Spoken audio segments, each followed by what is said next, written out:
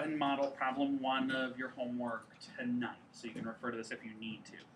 So for problems 1 through 4, write a multiplication equation. Oh, we better underline our directions.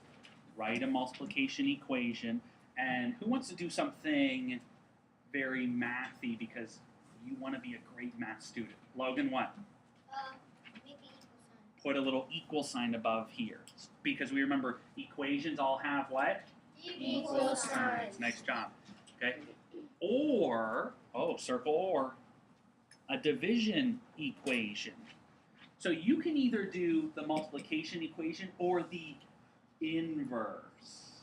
Okay? So that's important to know. Do you have to do both? No, we don't. Okay? Circle and. So here we go. Oh, thank you. Good noticing. Buck for you. And solve. Solve means answer the problem. So let's tag this as step number 1, task 1. Write the equation. And obviously task 2, we need to solve it. So we need to do both. So here we go. Underlining important information is our first step. During 1 week, we're talking weeks, in our math notebook. Remember, that was some time is something we compared, but let's see. Nancy practiced her flute for what? 12 hours. 12 hours. So Nancy, 12 hours.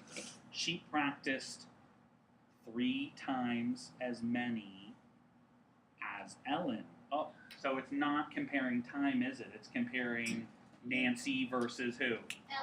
Ellen. So we know who's going to be in what spots. Okay? So here we go. How many hours did Ellen practice?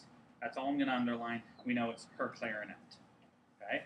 So what does a good math student do as soon as they see this because they want to make a little code to pay attention to something? What are we going to do? Tasia? 3 times. Yeah, right above here we're writing 3 times. Tell her, man, you're good. Man, you're good. All right, so we have Nancy practiced 12 hours. She, who's she? Nancy. She 3 times as many as Ellen. So we know things about Nancy, but we don't know things about Ellen. This is where it can get tricky, but we know we're going to slow down.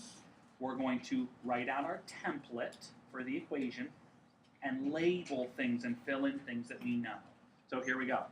Let's go ahead and label this window 2 because it says 3 times. We know it's comparing 2 people. So start off. Let's go ahead and do our equation. This is task 1. So what's going to go first? How many times always goes first? 3 times is always going to go First. So let's go ahead and write 3 times. And let's underline that. 3 times blank equals blank. We're taking care of our equation, but we know to solve these, we need to slow down, create our template, and label it. Slow down, create our template, and label it. What is it?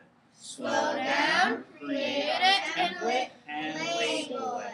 So, who did something 3 times more than someone else? Let's go back up into the problem. Who is she practiced 3 times as many? Maybe I forgot who she is. I'm going to read more. Nancy practiced her flute for 12 hours. She practiced 3 times as many as Ellen. So who's she? Michael? Nancy. So let's go ahead and put Nancy down here as our label. So when we're comparing 2 people or 2 things. Who are we comparing? In this problem, it's Nancy versus, tell your partner. Ellen. Nice. Nancy versus who? Ellen. All right, let's go ahead and write here. I'm checking the spelling. So this is Ellen's spot. All right, now, we know with comparing problems that it's always Nancy versus the other person. One person versus the other. This person, Nancy, her real answer always goes there. Her real answer always goes there. So we're going to actually label her there. Because 3 times as many is not a real answer. So we know this is going to be Nancy's real answer. All right, now we just prepped this so that we can make our life a little easier. But remember, this is all about slowing down and paying attention to details. So whose information do we know? Ellen's or Nancy's? Let's go back up.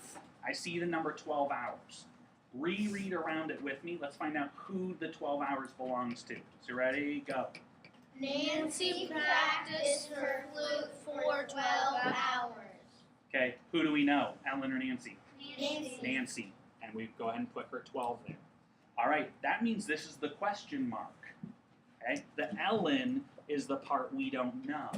So now we ask ourselves one type of question or the other. We can change this to a division equation. How would you inverse this? Ready, steady, go.